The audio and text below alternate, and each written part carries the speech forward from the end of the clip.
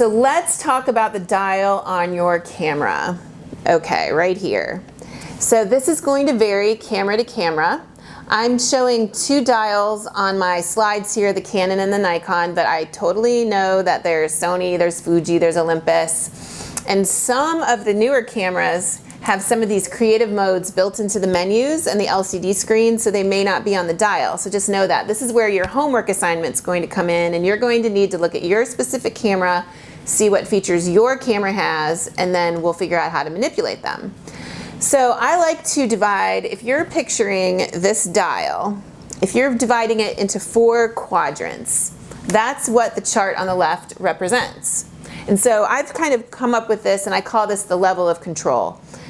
So if you look at the upper left quadrant, that is auto. That's the green button, okay? The green button means the camera makes all the decisions. All right, so if we're just looking at the 2 quadrants where the camera is making all the decisions, this is auto, and I like to call auto the iPhone mode. You put your iPhone up, you take a picture. The camera does everything for you. This is the same with auto mode on your big girl camera. So you're not getting to make any depth of field decisions. The camera is determining the exposure. You know, probably 8 times out of 10, it'll be nice, it'll be spot on, but in tricky lighting situations, you want to take control over that. Now, the other mode is the little, if you look on your dial, and most entry-level cameras have this, okay? A lot of the professional and prosumer cameras, they don't have this because a professional would not use this. And honestly, I want you to learn what it is, and then I want you to forget about it. I don't want you to use this either. I want you to use what we're going to learn in week 2 and week 3. But for the purpose of this week, I want you to try it, see how you like it, practice it, understand it, and then you can see why in 2 and 3, why I like that method better. So if you've never used this, it's going to be hard to determine if what I tell you is better, okay? So look at your dial. You have a little, probably you have a little head, a little mountain, a little flower, and a little running man, or some variation of that. So let's talk about what those mean. So the little head, that means portrait mode. And what portrait mode does is it aims to keep your subject in focus, and it aims to blur out the background. Now, there are a lot of variables to this. So if you're standing in the perfect spot with your lens the perfect distance away from the subject, and your subject's far away from the background, you're probably going to have really good success with portrait mode. But if you don't understand it and you're just putting your subject against a wall and you're backing up and you're not doing everything correctly, you're not going to get the same effect. And so it's really important to understand the camera's trying to achieve this effect, but there's a lot of other variables that go into it, so you may or may not get it. Now, the other thing to consider is it's a little person on there, but don't limit to just a person. This could be you're taking pictures of flowers, or you're taking pictures of something in your home. It could be anything. It aims to get that thing, whether it's flowers, lamps, whatever, in focus and blur out the background. That's what portrait mode does. So give it a shot, see what you get on your camera. Now the little mountain. This is landscape mode, and we talked about this picture before, this Brooklyn Bridge picture. And what landscape mode aims to do is to get everything in focus. So like I said, I chose to get everything in focus in this picture. When you use landscape mode, that's what it's trying to do. It wants to keep everything in focus. Action mode. Now action mode's a tricky one. It's the little running man. And what this is aiming to do is stop action. But I have gotten a lot of feedback from people who think their camera is broken because they put it on Running Man, they went to the gym and they shot a basketball game and it's all blurry. There's something wrong with their camera. Well, no, it's just that action mode works best in bright light. And we'll explain more about this in week 3, but just know that action mode, you're going to have the most success with it when you're shooting outdoors in bright sunlight. And what it's aiming to do is to keep your subject in focus, and it's aiming to freeze the action. So if you look at this picture on the screen, She is flipping her hair and the water is spraying and it's freezing all the little droplets of water. So that's what action mode's aiming to do. So it would be good for outdoor sports such as soccer, lacrosse, anything played in the daytime. It is not going to be good for basketball, wrestling, indoor swimming, under the football lights, Friday night lights if you don't have good lighting.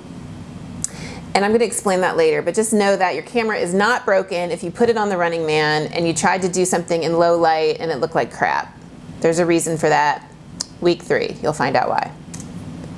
All right, macro mode, that's the little flower, and that's just taking detail shots. So this particular picture, you can see all the little veins in the leaves. So if you go up, I want to take a close-up picture of a flower. It doesn't have to be a flower though, don't limit yourself. It could be food photography. Anything where it's that one-on-one close-up view, that would be considered macro, and that's what the little flower is representing. Low light mode, you might see like a little light, a little starburst, maybe a person with a little light and a starburst. What low light, here's another one where people think that their camera is broken. I put it on low light mode, it was nighttime, it looks like crap.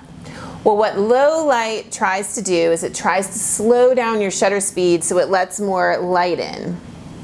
But where people go wrong, or they don't they're not going wrong, they just don't understand, is you really have to put it on a solid surface, maybe a tripod, maybe just a table or a post, and put it on self-timer, click the button, and then don't touch it. Because what happens is it slows the shutter speed down. Remember, it slows it down, keeps it open, lets more light in, lets more light in.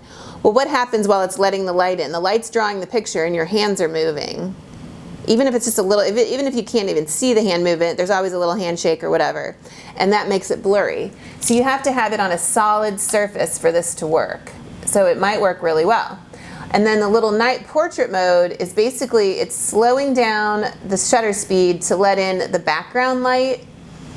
And it's probably going to pop the flash and use it on your subject. So it's probably going to look kind of bad because pop-up flash, not so good.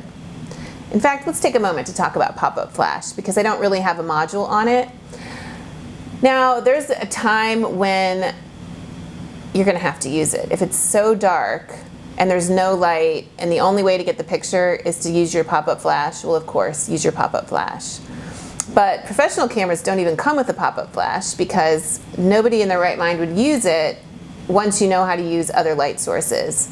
Because what it does is it blasts the light, it doesn't allow any light in the background to come in, and it just generally looks terrible. It gives you red eye. So I want to teach you different strategies to let more light in, whether you're manipulating the aperture, the shutter speed, the ISO, to let more light in so you can avoid the pop-up flash at all costs.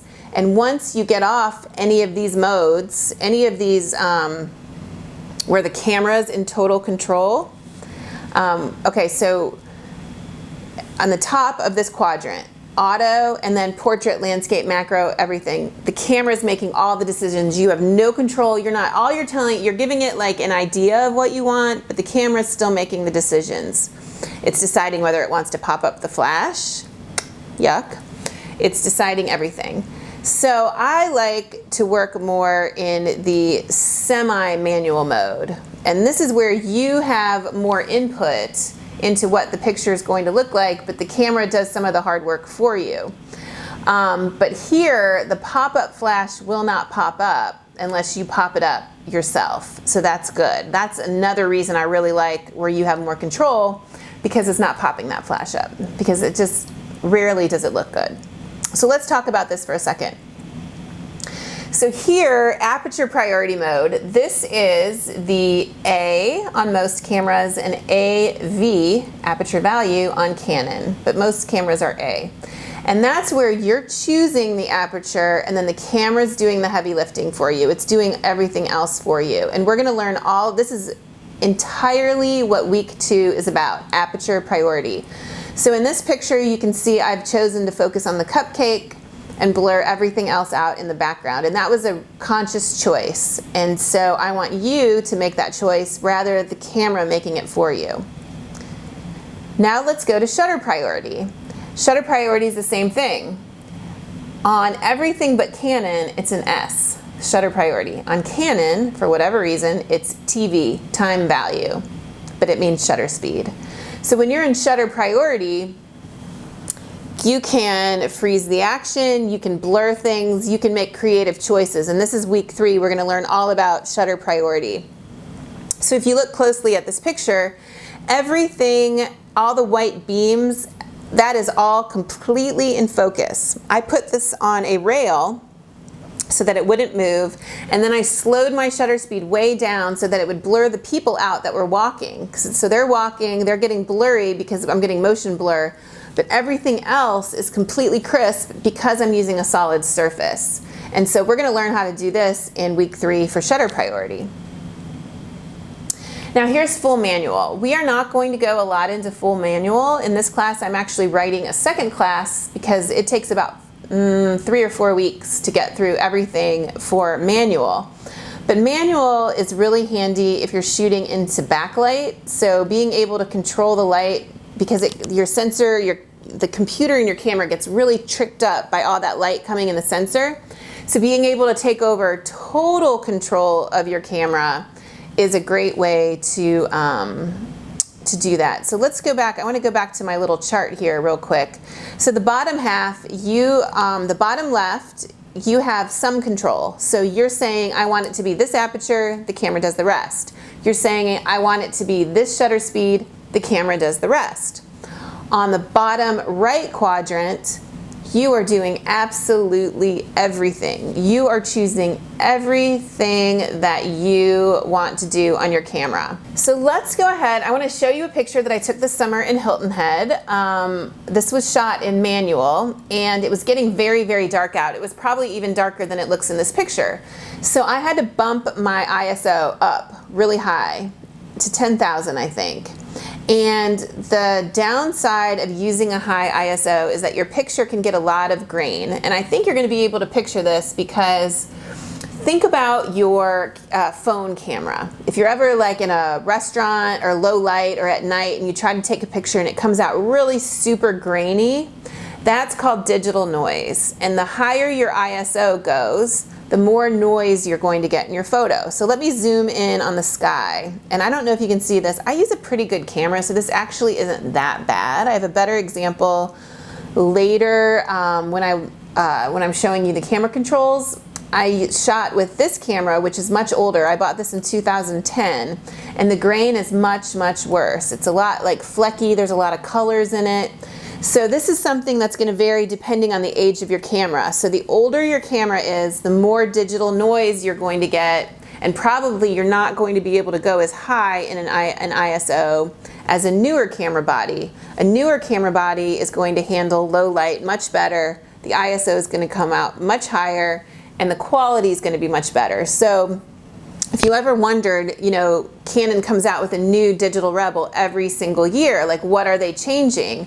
One of the biggest things that they change is the ability to handle low light, because it can be the biggest problem when taking pictures. So the newer the camera, the more high-end the camera, the better you are going to have low light pictures. So if you tend to take a lot of low light pictures, that can be a consideration when you're buying or upgrading your camera.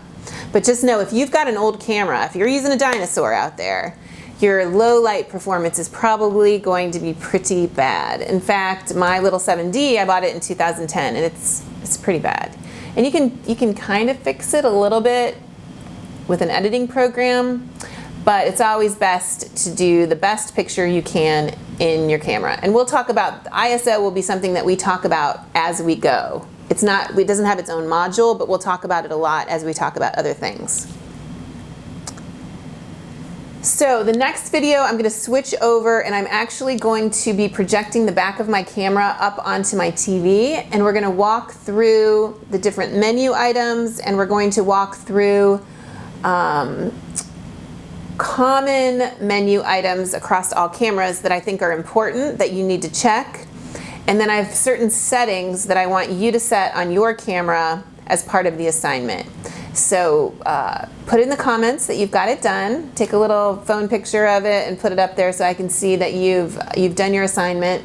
And let me know if you have any questions, because I can't possibly address all the different cameras out there, but I'm happy to help you find it if you've done your due diligence and you can't find it, because The most important thing is you get your settings correct, and then you get out there and you start taking pictures and practicing. All right?